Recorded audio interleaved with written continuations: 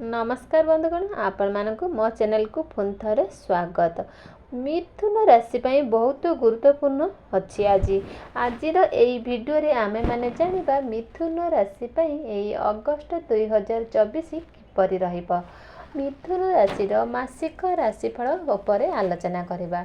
मिथुन राशि व्यक्ति विशेष मानक पाई अगस्त मास किपरि रहिबो संपूर्ण रूप से सही विषय रे आलोचना करबा। मिथुन राशि स्वास्थ्य, शिक्षा, प्रेम, वैवाहिक जीवन, भाग्य, कैरियर और व्यापार वाणिज्य स्थिति यही अगस्त मासरे किपरि रहिबो सही विषय विस्तार रूप से आलोचना करबा। नवग्रह स्थिति मध्य देखिबा। नवग्रह केउं प्रकार फल देबारे सक्षम हेबे। शेष में अशुभता प्रदान करुवा ग्रह मानकर किछि विशेष प्रतिकारक विषय जानिबा। सेथिपाई भिडियोटी को स्किप न करी भिडियोटी को निहाती शेष पर्यंत देखंतु। जदि आपण मानकर मिथुन राशि होता है तेबे भिडियोटी को लाइक करी चैनल को सब्सक्राइब कर दियंतु। कमेंट बॉक्स रे श्रद्धा सहित जय जगन्नाथ निश्चित लिखंतु। तेबे आसंतु आरंभ करिबा। एही जन्म राशि एवं चंद्र राशि उपर आधारित अटे।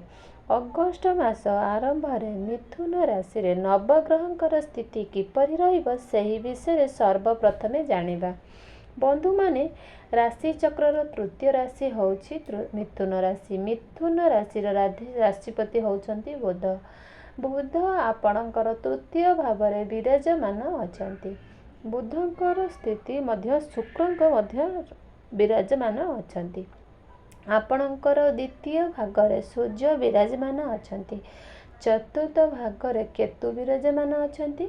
नवम भावरे शनि विराजमान अछंती। तेबे दशम भावरे राहु विराजमान अछंती एवं आपणकर द्वादश भावरे मंगल और गुरुज विराजमान अछंती। तेबे आसंतु जानिबा से आपणकर स्वास्थ्य किपरि रहिबो एही अगस्त 2024 रे। तो बंधु माने कुंडलीर प्रथम भावटी होता है आपणकर स्वास्थ्यर भाव, इम्यूनिटी सिस्टम भाव। आपणकर प्रथम भावर अधिपति होचंती बुध। बुध आपणकर तृतीय भाव रे विराजमान अछंती। बुधंक सहित शुक्र मध्य विराजमान अछंती। बंधु माने तृतीय भावट कुंडली को एते भल बोली विचार करा जाय न थाए। तृतीय भाव रे होउछ साहस एवं पराक्रमर भाव होता है। अधिक भ्रमणर भाव होता है। सेथि पई आपण ए अगस्त मासरे टिके थकापण बोली समस्या मध्य सम्मुखीन होई पारंती।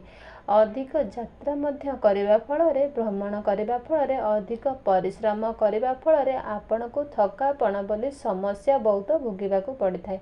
शुक्र सहित मध्य बुधंक सहित अछंती। शुक्र होइचंती आपणकर पंचम भावर अधिपति।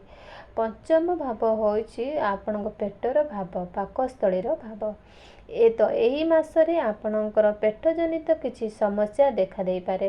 गैस परी समस्या मध्य देखा देई पारे। स्किन इन्फेक्शन परी समस्या किछि देखा देई पारे। स्किन रिलेटेड मध्य प्रॉब्लम आपण मानकु देखा देई पारे। सेथि पई आपण निजर खाद्य प्रयोग उपर नियंत्रण रक्षा करंतु। बाहर खाद्य वंचित रुहतु। जेते पारे बाहर खाद्य को अवॉइड करंतु कारण यह 22 अगस्त पर्यंत अछि। 22 अगस्त परे आपणकर स्वास्थ्य रे सुधार आसीबो। 22 अगस्त परे बोध बक्री हेबे। एबे आसंतु जानिबा आपणकर शिक्षा क्षेत्र किपरि रहिबो ये अगस्त 2024 रे। तो बंधु माने आपणक कुंडलीर पंचम भाग होउछि शिक्षार भाव एवं शिक्षार पंचम भाव रे अधिपति होउछंती शुक्र। शुक्र आपणकर तृतीय भागरे विराजमान अछंती। बंधु माने एही मासरे आपणकर पाठ पढ़ार स्थिति भल रहिछि। मात्र तृतीय भावटी होछि ऑनलाइन भाव होइथाय, डिजिटल भाव भी होइथाय। तो समय समय रे आपणकर मन पाठ पढ़ार हटी ऑनलाइन एवं डिजिटल लाइव आड़ को जाई पारे।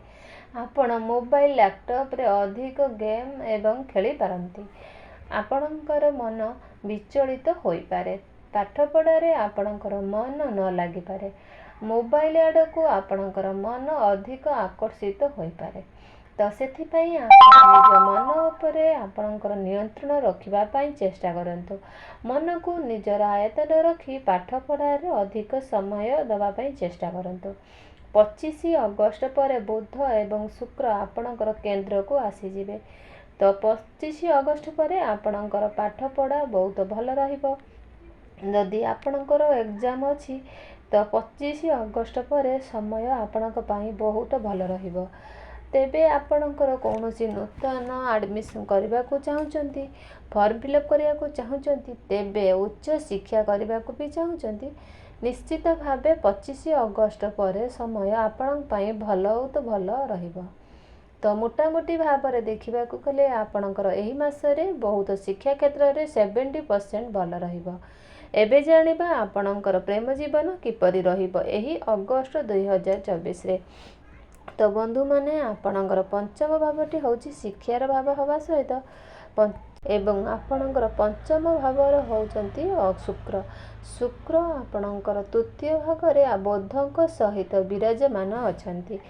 ବନ୍ଧୁମାନେ, ଏହି ମାସରେ ଆପଣଙ୍କର ପ୍ରେମ ଜୀବନ ବହୁତ ଭଲ ରହିଛି। ଆପଣ ଦୁଇ ଜଣଙ୍କ ମଧ୍ୟରେ ତାଳମେଳ ଭଲ ରହିବ।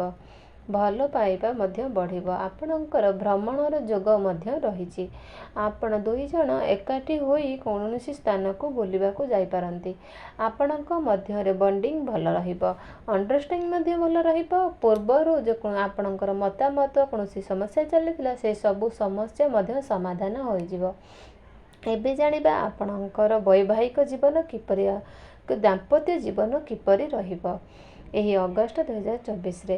ତ ବନ୍ଧୁମାନେ, କୁଣ୍ଡଳୀର ସପ୍ତମ ଭାବଟି ହୋଇଥାଏ ବୈବାହିକ ଜୀବନର ଭାବ, ଆପଣଙ୍କ ଜୀବନର ସାଥୀର ଭାବ। ସପ୍ତମ ଭାବରେ ଅଧିପତି ହେଉଛନ୍ତି ଦେବଗୁରୁ ବୃହସ୍ପତି।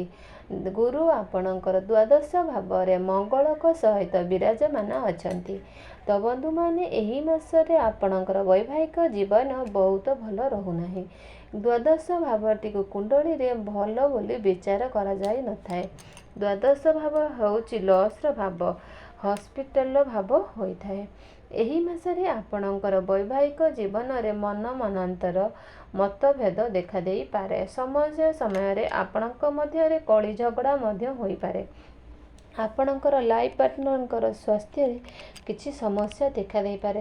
ତାଙ୍କର କ୍ୟାରିୟରରେ ମଧ୍ୟ କିଛି ସମସ୍ୟା ଦେଖାଦେଇପାରେ। ସେଥିପାଇଁ ଆପଣ ଏହି ମାସରେ ନିଜର ବୈବାହିକ ଜୀବନ ପ୍ରତି ଟିକେ ବିଶେଷ ଧ୍ୟାନ ଦିଅନ୍ତୁ ଏବଂ ଏଥିପାଇଁ ଉପାୟ ମଧ୍ୟ ନିଶ୍ଚିତ ଭାବରେ କରନ୍ତୁ। ଉପାୟ ମଧ୍ୟ ଆମ ଭିଡ଼ିଓ ଶେଷରେ ଜାଣିବା। ଏବେ ଜାଣିବା ସବୁଠାରୁ ଗୁରୁତ୍ୱପୂର୍ଣ୍ଣ ବିଷୟବସ୍ତୁ, ଯାହାକି ଆପଣଙ୍କର ଭାଗ୍ୟ, କ୍ୟାରିୟର ଏବଂ ବେପାର ବାଣିଜ୍ୟର ସ୍ଥିତି କିପରି ରହିବ ଏହି ଅଗଷ୍ଟ 2024ରେ। ବନ୍ଧୁମାନେ, ନବମ ଭାଗ ହେଉଛି ଆପଣଙ୍କ ଭାଗ୍ୟର ଭାଗ। ଦଶମ ଭାଗରେ ହେଉଛି ଆପଣଙ୍କର କ୍ୟାରିୟର ଭାଗ। ଆପଣଙ୍କର ନବମ ଭାବର ଅଧିପତି ହେଉଛନ୍ତି ଶନି। ଶନି ଆପଣଙ୍କର ନବମ ଭାବ ଅର୍ଥାତ୍ ଆପଣଙ୍କର ନିଜ ଗୃହରେ ହିଁ ବିରାଜମାନ ଅଛନ୍ତି। ବନ୍ଧୁମାନେ, ଶନିଦେବ ଏଠାରେ ବହୁତ ବଡ଼ ଲମ୍ବା ସମୟ ଧରି ଅଛନ୍ତି। ବହୁତ ଲମ୍ବା ସମୟରେ ମଧ୍ୟ ବି ରହିପାରିବେ। ମାର୍ଚ୍ଚ 2025 ପର୍ଯ୍ୟନ୍ତ ଶନିଦେବ ଆପଣଙ୍କ ନବମ ଭାବରେ ରହିବେ। ଆପଣଙ୍କର ଭାଗ୍ୟ ଏଠାରେ ବହୁତ ଭଲ ରହିବ। ଶନି ଏଠାରେ ଆପଣଙ୍କ ଭାଗ୍ୟକୁ ମଜବୁତ ବନାଉଛନ୍ତି। ମାତ୍ର ଶନି ଆପଣଙ୍କର ଏହି ସ୍ଥାନରେ 14 ନଭେମ୍ବର ପର୍ଯ୍ୟନ୍ତ ବକ୍ରି ଅବସ୍ଥାରେ ରହୁଛନ୍ତି। ସେଥିପାଇଁ ଆପଣ ଶନିକି ଆପଣଙ୍କୁ ଆପଣଙ୍କର ଅଷ୍ଟମ ଭାଗର ଫଳ ପ୍ରଦାନ କରିବେ ଏବଂ ଆପଣଙ୍କର ଭାଗ୍ୟର କାରକ ଦେବଗୁରୁ ବୃହସ୍ପତି ଆପଣଙ୍କର ଦ୍ୱାଦଶ ଭାବରେ ଅଛନ୍ତି। ଏହାର ଅର୍ଥ ଭାଗ୍ୟ ତ ଆପଣଙ୍କୁ ସାଥ ଦେବ, ମାତ୍ର ଟିକେ ବିଳମ୍ବରେ, ଅର୍ଥାତ୍ ଆପଣଙ୍କ ଯେକୌଣସି କାର୍ଯ୍ୟ ବି କରିବେ ତାହା ବିଳମ୍ବରେ ମଧ୍ୟ ସମ୍ପୂର୍ଣ୍ଣ ହେବ। ଯେଉଁ କାର୍ଯ୍ୟଟି ଆପଣ 2 ଦିନରେ ଶେଷ ହେବା କଥା, ସେହି କାର୍ଯ୍ୟଟି ଆପଣଙ୍କୁ 4 ଦିନ ଲାଗିଯିବ। ସମସ୍ତ କାର୍ଯ୍ୟଗୁଡ଼ିକ ଆପଣଙ୍କର ବିଳମ୍ବରେ ଟିକେ ହୋଇପାରେ, ମାତ୍ର କାର୍ଯ୍ୟଗୁଡ଼ିକ ନିଶ୍ଚିତ ଭାବରେ ରହିବ। ବୁଧ ଏବଂ ଶୁକ୍ର ଆପଣଙ୍କ ଭାଗ୍ୟ ସ୍ଥାନକୁ ଦେଖୁଛନ୍ତି। ତ ଯଦି ଆପଣ କୌଣସି ଇନଭେଷ୍ଟମେଣ୍ଟ କରିବାକୁ ଚାହୁଁଛନ୍ତି, କୌଣସି ଜିନିଷ କ୍ରୟ ବିକ୍ରୟ କରିବା ପାଇଁ ଚାହୁଁଛନ୍ତି, କୌଣସି ବଡ଼ କାର୍ଯ୍ୟ କରିବାକୁ ଆରମ୍ଭ କରିବାକୁ ଚାହୁଁଛନ୍ତି, ତେବେ ତାହା 22 ଅଗଷ୍ଟ ପୂର୍ବରୁ କରିନିଅନ୍ତୁ। ଭାଗ୍ୟ ଆପଣଙ୍କୁ ସାଥ ଦେବ। ତ ଆପଣ ବୁଧଙ୍କର ବୀଜ ମନ୍ତ୍ର ଜପ କରନ୍ତୁ। ଓଂ ବ୍ରାଂ ବ୍ରିଂ ବୁଧାୟଂ ନମଃ। ଏହି ମନ୍ତ୍ରଟିକୁ ଆପଣ ପ୍ରତ୍ୟେକ ଦିନ 108 ଥର ଜପ କରନ୍ତୁ। ଏବଂ ଗୁରୁଙ୍କର ବୀଜ ମନ୍ତ୍ରର ଜପ ମଧ୍ୟ ଆପଣ ପ୍ରତ୍ୟେକ ଦିନ ନିଶ୍ଚିତ ଭାବରେ କରନ୍ତୁ। ଓଂ ଗ୍ରାଂ ଗ୍ରିଂ ଗ୍ରୋଂ ସଂ ଗୁରୁଭୟ ନମଃ। ଏହି ମନ୍ତ୍ରକୁ ଆପଣ ପ୍ରତ୍ୟେକ ଦିନ 108 ଥର ନିଶ୍ଚିତ ଭାବରେ ଜପ କରନ୍ତୁ ଏବଂ ପ୍ରତ୍ୟେକ ଦିନ ହନୁମାନ ଚାଳିଶା ବୋଧ କରନ୍ତୁ। ତେବେ ଦର୍ଶକ ବନ୍ଧୁ, ମୁଁ ରହିଲି। ଜୟ ଜଗନ୍ନାଥ।